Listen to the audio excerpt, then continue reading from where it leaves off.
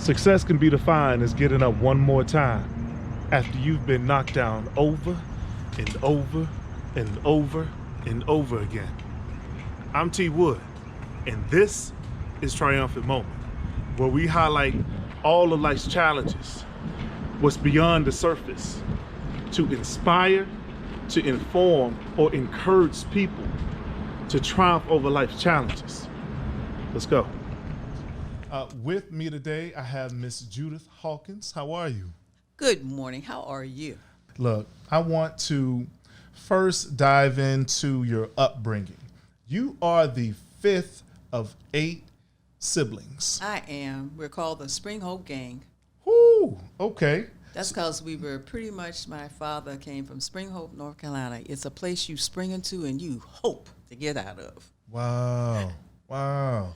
See, so fifth of 8, how was that? You know, there's usually someone that's pretty much running things. That's the more, kind of run with the siblings. Head over is usually the person that's older. Where did you fit in that circle? Well, actually, the dynamics of a family, I don't know if you know this, but I actually have a master's degree in family and child human development. I had it so many years ago, but anyway, somewhere studying this. Mm-hmm. But, your dynamics of the family is about 4 children, mm-hmm. So we're 8. So we're actually 2 sets of 4s. Okay. So I would be the oldest child, the firstborn for that second set.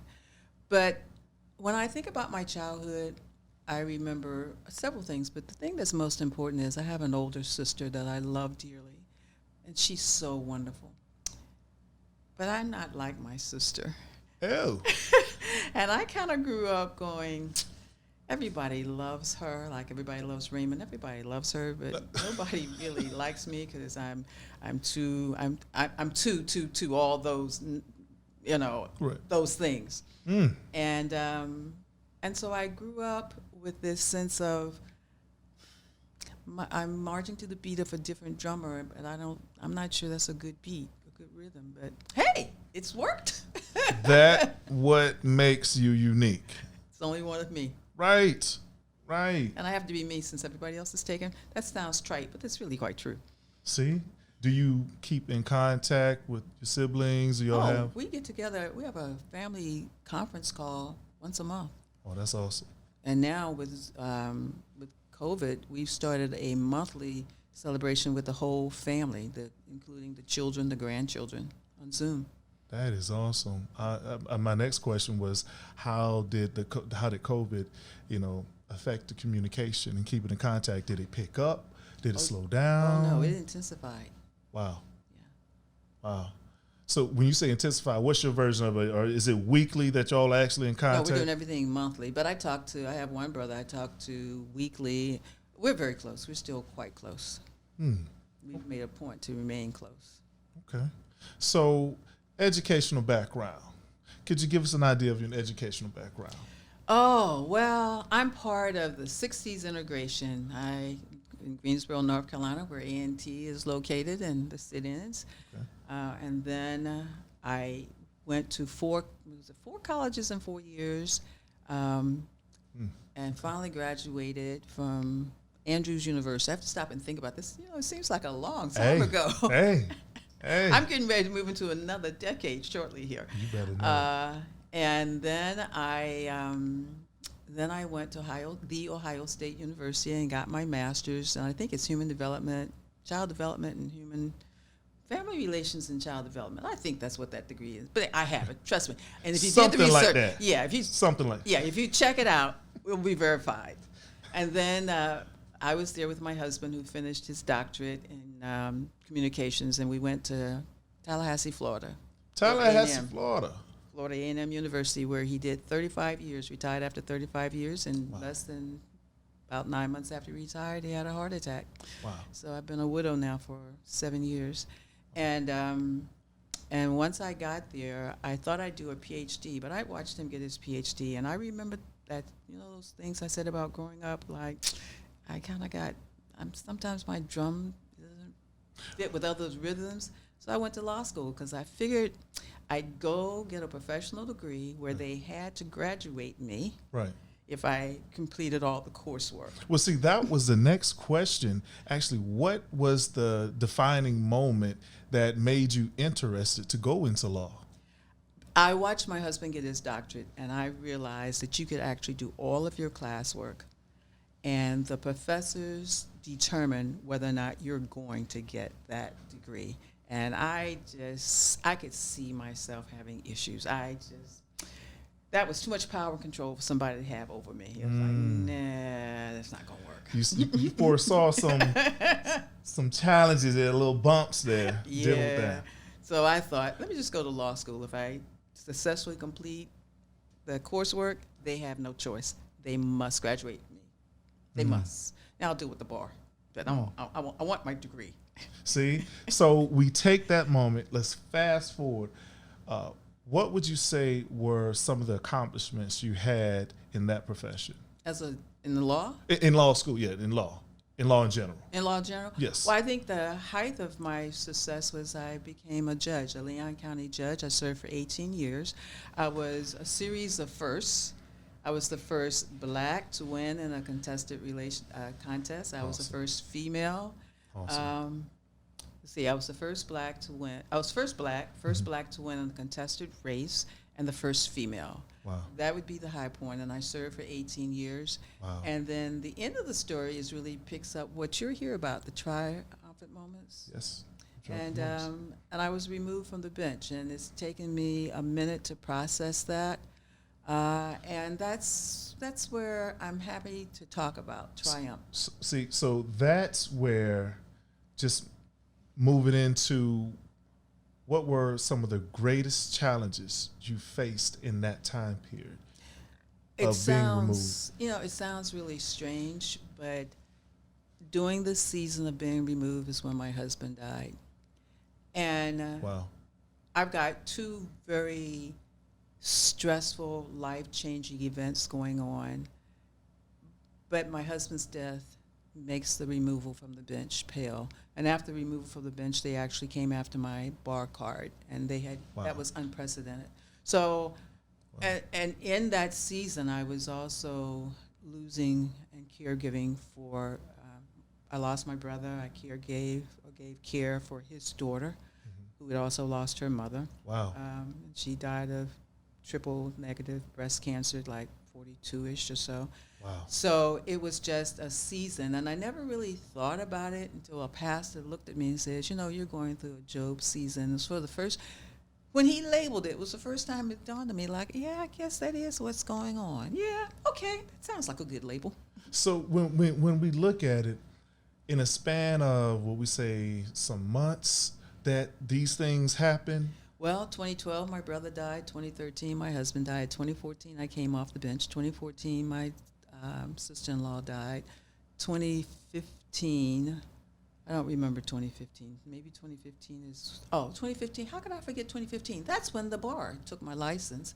2016, I think I just zoned out. 2017, I buried my father, my best friend, my niece, and my son was deathly ill. Wow. And then you season that with the financial upheavals, the emotional turmoil, just all of it. Just right. all of it. Right. Now, and just so that our listeners and viewers can get an understanding, when someone goes for your bar, what is that? Well, you have a license. Right. In order to practice law, be a doctor, you have to have a license. And so the Florida bar came after my bar license, and they suspended it. And I totally was not prepared for that. I had no idea that they would do a double take. It had not been done before. There was no reason for me to expect that after they removed me from the bench, I'd also get a double whammy with my license. And that kind of took the breath out of me for a moment. Because when I came off the bench, it was like, oh, well, life is what it is, and you just keep it moving. Wow. But losing your license, that's losing your livelihood, that's losing your identity, that's losing a lot. Everything that you pretty much worked for up to that point. Right. Was surrounding things of that bar. But I'm gonna get to the triumphant moment part. Look, I got to get there. We are definitely going to get there. In fact, your mindset, you are alive, vibrant, and sitting here right now with us. What was your mindset to keep you going That's what our viewers and listeners need to know. What kept you going? You're here, smiling. I am. I'm going to put this in context for you. This is the 7th year of my husband's passing, which I would say of all of those experiences would be number one, head and shoulders. And I just decided, by God's grace, that this was my year of restoration, of rest, reorganization, revitalization, all those R's. It is the year where I said, God, in the Jewish economy, the 7th year is the year of rest for the land and restoration. And I just claimed that for myself. And so this year, the vehicle that the Judicial Qualifications Commission used to remove me from the bench was my ministry, Gaza Road Ministry. And now, this year, I've launched this sister, the not-for-profit side, GRM2. Awesome. And that is, I'm getting more and more excited. Awesome. Because I'm finally coming to grips with, you know what, I do have a story, and people might actually be interested in my story. Awesome. In fact, somebody might be encouraged by my story. Absolutely. Could you explain more about the ministry, GRM2? Yeah, well, GRM2, which is the not-for-profit side of it, my ministry has always been focused on women. That's the primary source for it. Okay. A directional audience focused toward women. And so now I'm doing the Hawkins Empowerment Life System to discover your life purpose, unlock your full potential, and supercharge your success. Wow. And so the goal is through webinars and through written materials and through presentations and conferences and meetings that we're going to look at ways that we can actually understand our journeys. So the motto for God's Road Ministry was searching timeless Bible truths for today's applications. Wow. Well, that's a great segue into Journey to Understanding, because we've got to have some understanding of what's happening to us. And to tell the truth, understanding that we will not understand is a great release. Wow. Could you dive a little deeper into that? Understanding that we will not understand? When I look back over my life starting in 2012, I can put these events into categories. I have come to peace with the things that God did. He has total control over, and that's in the category of death. Those deaths, God gives life, God takes life. And he might share with us why he did what he did when he did it, like he did it for the reason that he did it, but there's a high probability he won't. And so you got to come to peace with understanding there's some things in life you don't understand. Now, the rest of that stuff that happened to me, that was all man-made garbage. Well, I shouldn't call it garbage, but that's how I feel about it. It's man-made garbage. And so you get an opportunity to understand, for me, that nothing is as it seems. Nothing is as it seems. Everything has at least two meanings, at least two. There's the earthly level, and there's the spiritual level. And I think that it's important for us to kind of step back and begin to look down on our experiences as opposed to always looking up. Because when we begin to look down, we begin to understand that there is a bigger plan going on. Believe that. It's a bigger plan. Absolutely. It is a puzzle. And when you look at the puzzle pieces, you don't see how they're fitting in. It doesn't make any sense to you. But if you got the picture, if you're looking at the picture, it's easy to put the pieces together. Or I did do needlework, but I have a needlework picture that I made once. And when you look at the backside, all you see are all these knots and strings and threads. But when you flip it over, you see a beautiful, beautiful picture. And I think that when we are looking up, we're looking at the backside. Right.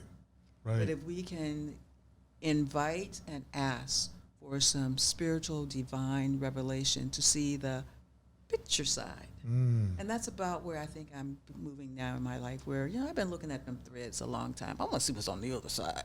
That's what I'm talking about. See, with that said, so let's take a look back at when you were a judge. Things or being involved in law. So are there any skill sets from or any experience from your time period of being a judge and being involved in law that you can plug into your ministry?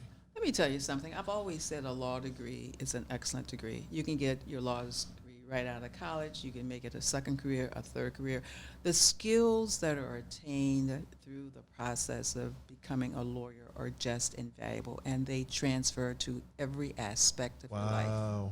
Which is one of the reasons I get a little annoyed with my sisters who are exceedingly successful in their professional lives, but their personal lives are just in shatters. And I'm going, why are you not using those same skills, those same disciplines, those same traits that you've mastered on the professional side in your personal life? It's like you wouldn't put up with that kind of stuff with your employee, your coworker, particularly if you can hire and fire. Why are you putting up with that stuff in your personal life? But we won't go there. That's just a side.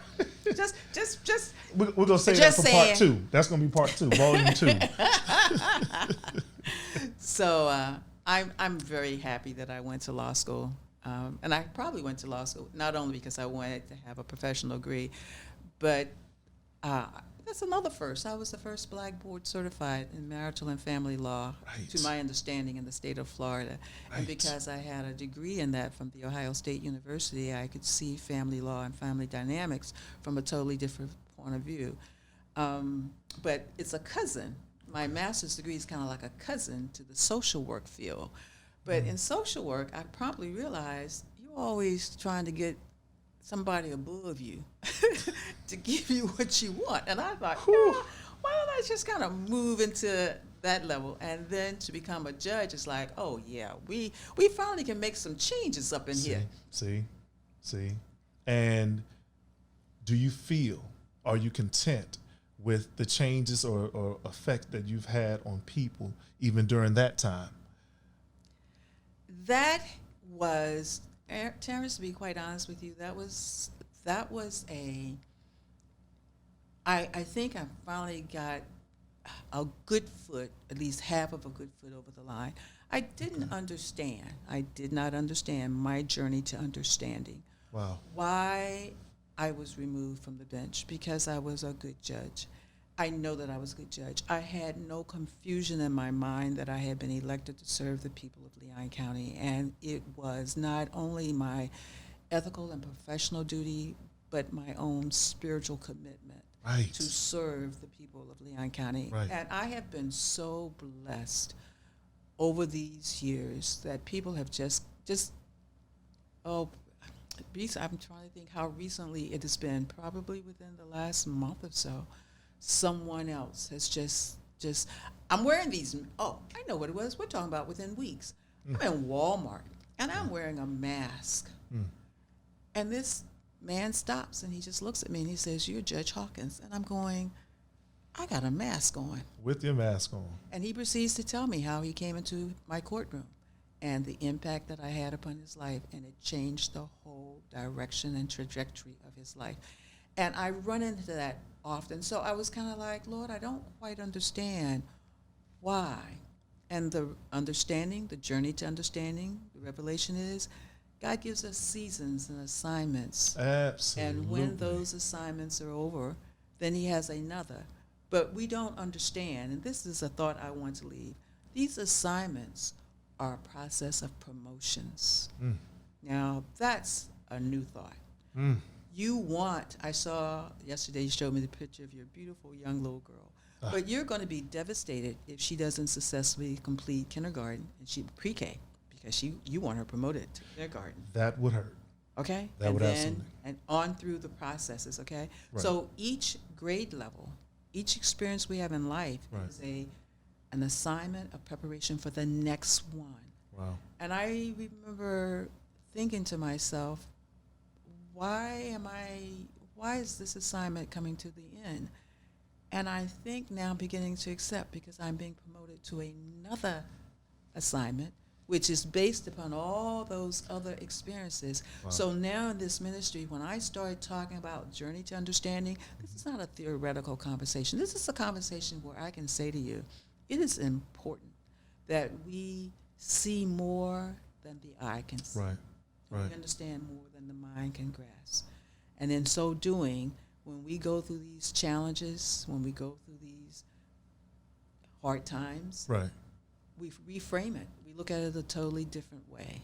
something as simple as thinking to myself, why all the financial issues? And it's been yeah, it would be nice to, yeah, that was a good job. Right.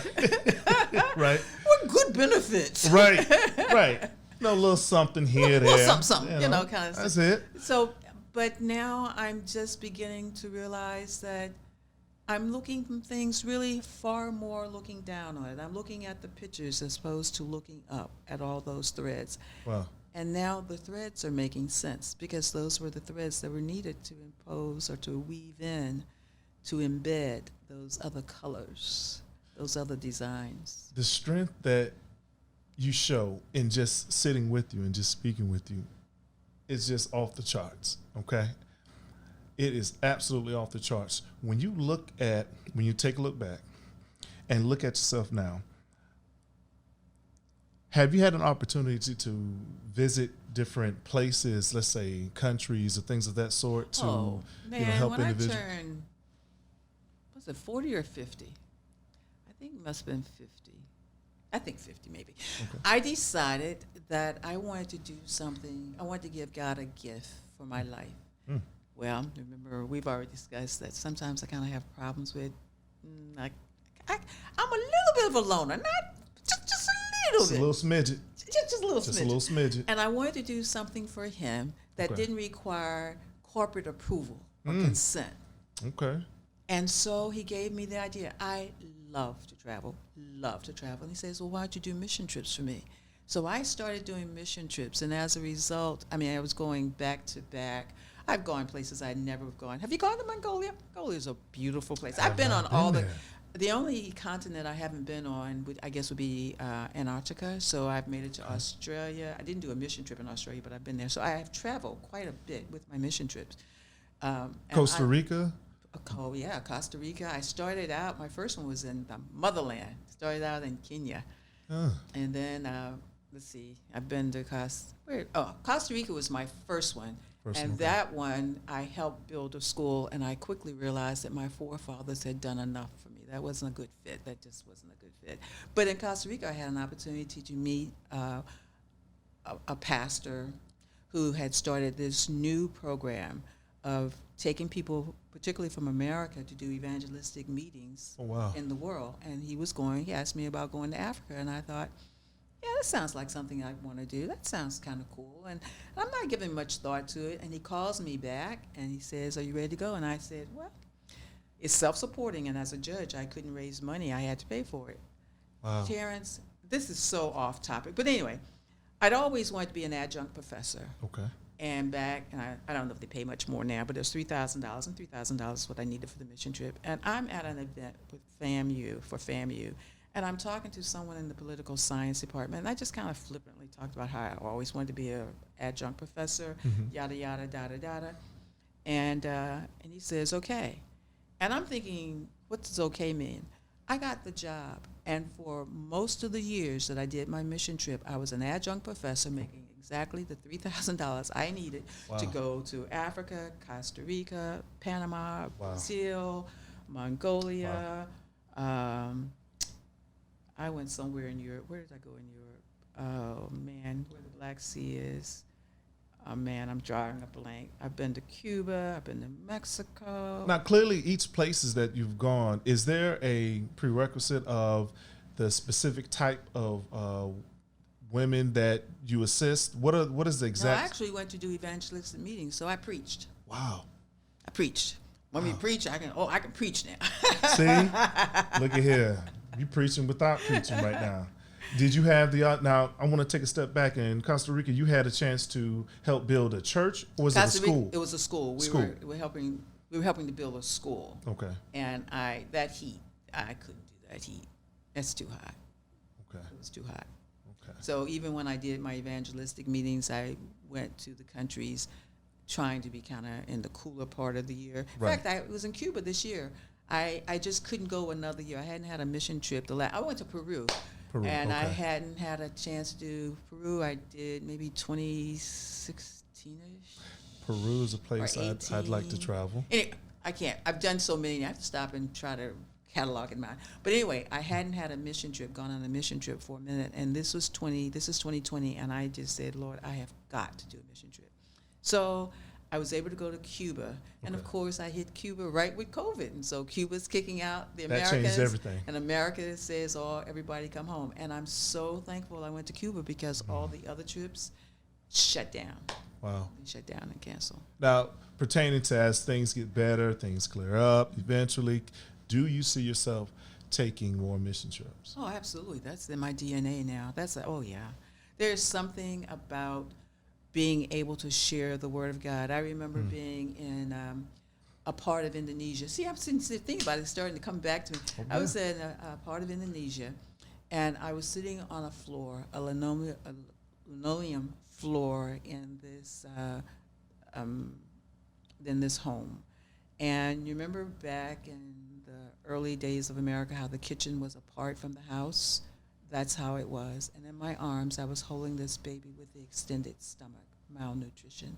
Wow. And I remember thinking to myself, why am I coming over here to tell these people about God? They need food and clothing and shelter. And he answered me and he says, because they need the very same things that you want, hope. Wow. They want a better life for their children. They want to believe that what they're experiencing now is not the end of the story. And that's now why I understand. So when I preach the gospel of Jesus Christ, I'm saying there is hope. This insanity that we're experiencing is not the end of the story. I've read the end of the book, and I can tell you. Ooh. See, we're not allowed to get up right now and I want to break nothing and do a praise break right now. I'm not going to do that. Look, there are moments in life that help provide clarity for us on things that have happened in the past. Now, is there any moment during your mission trips that stand out amongst the others? Is there any one moment that stands out amongst the others? Well, that was a very, very enlightening moment. In the Cuba trip, I realized that I had been sent specifically to get the Word of God into the hands of this mountainous, little isolated community where everyone was coming, but no one had a Bible. And we need to know the Bible. I'm just going to that's my story, and I'm sticking to it. I'm going to take with Paul. Gotcha. I'm not ashamed of the gospel of Jesus Christ, okay? Gotcha. And I also know that our journey to understanding requires us to have a compass. We've got to have something to give us direction. For me, I have found it to be the Word of God. Wow. And so I can rephrase that for my audience. Okay. For some folks, I'll just simply say, there's this ancient book, and in it you learn wisdom and yada yada and da da da da. And for those who are more comfortable, I'll just say, well, if you go to the Apostle Paul's writings, you'll learn, or Peter, or Jesus said. So I just kind of, I don't like the word spin, but we'll just present it for the population that's listening, for the audience that's listening. But our journey to understanding is based on having a true compass. And if your compass is not true, you're never going to get where you're going. Wow. Now, when you say if your compass is not true, is that more of what are you using to help guide you? Yes. Okay. Yes. Wow. Yes. Wow. And there are a lot of fake compasses out there. There's a lot of fake news. There's a lot of fake compass. And there's only... Jewel alert. There was just a jewel alert. If you did not catch that, that was another jewel dropped, y'all. If y'all missed it, just rewind it on back. And I now attest, affirm, anchor my journey on making sure that my compass is accurate. And because of it, when I'm in a storm, I still know where the shore is. Ooh.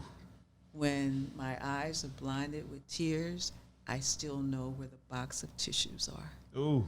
It does not matter what is coming down, what is coming through, what is coming around about me. I know where my anchor is.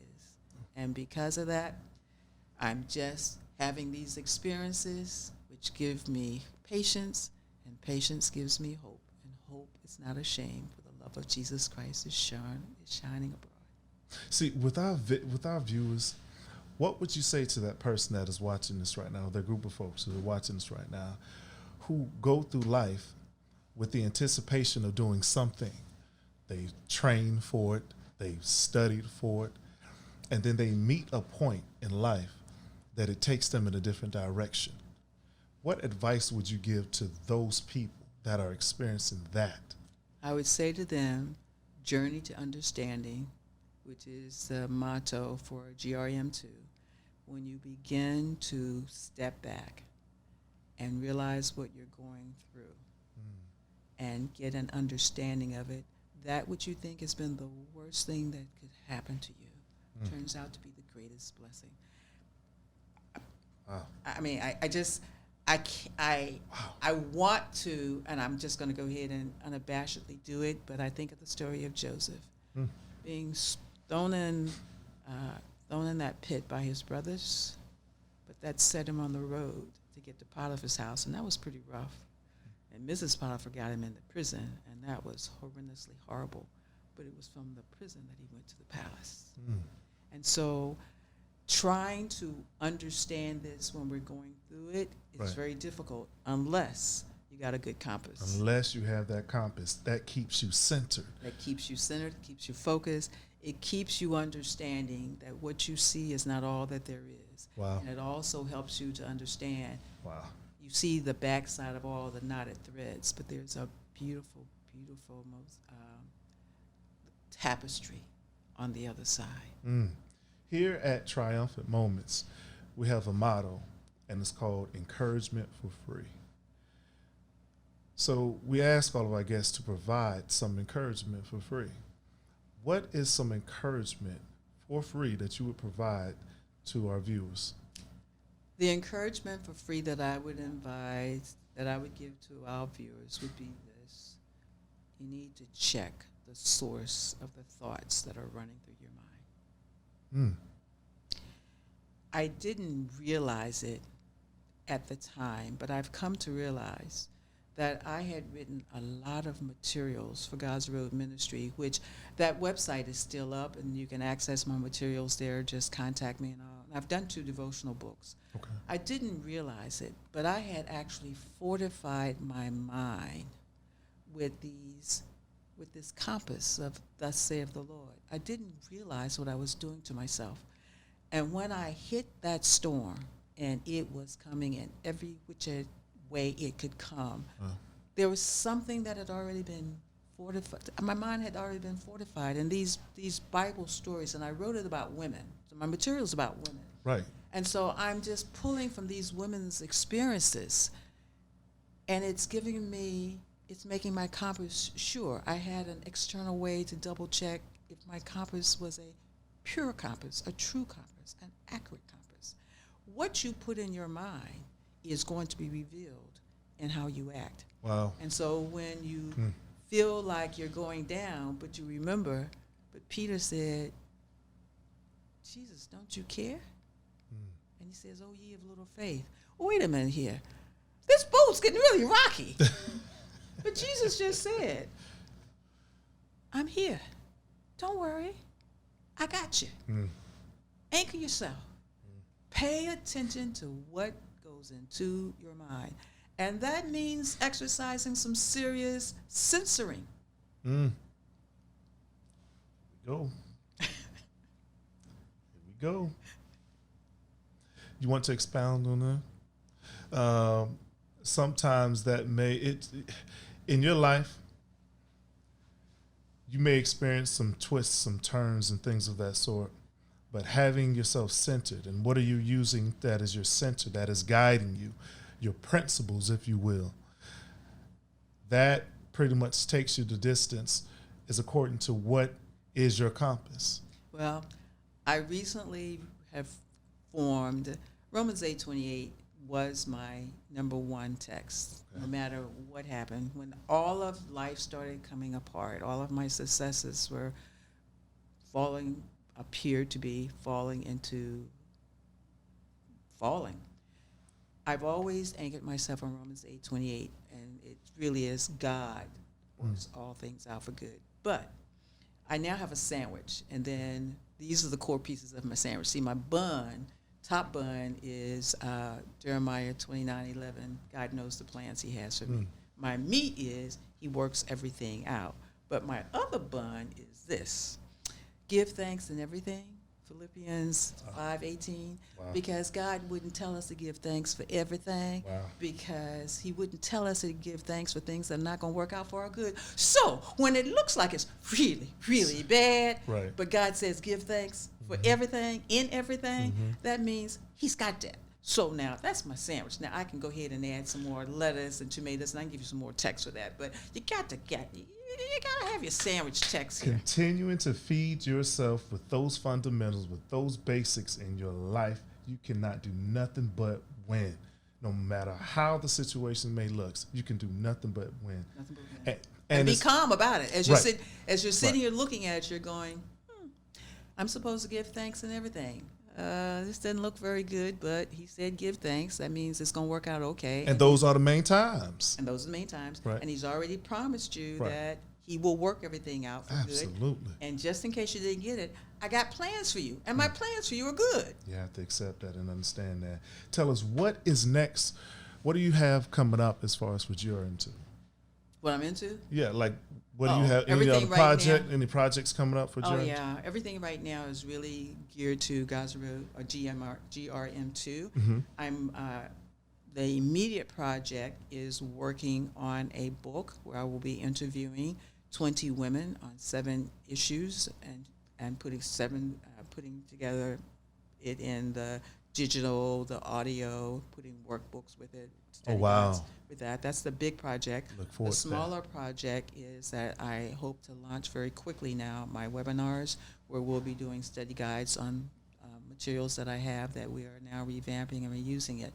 So for the women who will contact me, email me their address. They'll have the information on the screen. Right. I have a packet for them, and it's called Women's is Jewels. It's a study guide. There's a productivity calendar in it, and there's also a bonus gift on gratitude with, I think the value is probably $50 or more of free materials that they'll be receiving. And I hope that they will contact me at the email address. They will.